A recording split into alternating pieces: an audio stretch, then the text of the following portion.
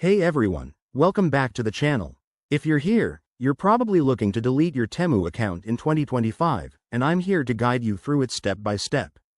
Whether you're switching to another shopping app or just tidying up your digital life, this process is straightforward once you know the ropes. Let's dive right in. First things first, make sure you're logged into your Temu account on the app or website. This is crucial because you can't delete it without access. Open the Temu app on your smartphone or head to the Temu website on your computer and sign in if you haven't already. Step 1. Navigate to your profile. In the app, tap the person icon or your profile picture, usually found in the bottom right corner. On the website, look for your account name in the top right and click it to access your profile settings. Step 2.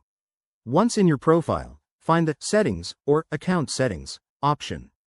It might be labeled as Account Management or something similar. Scroll through the menu to locate it. Step 3. In the Settings menu, look for the Delete Account or Deactivate Account button.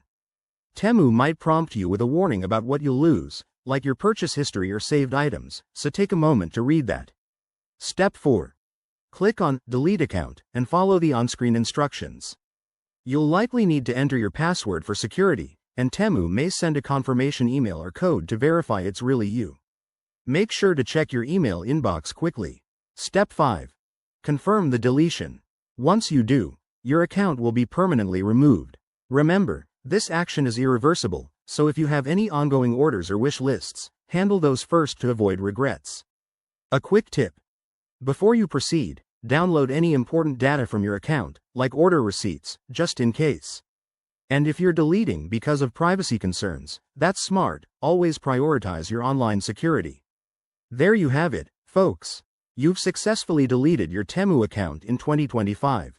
If this video helped you out, hit that like button, subscribe for more how-to guides, and drop a comment below if you run into any issues. Thanks for watching, and I'll see you in the next one.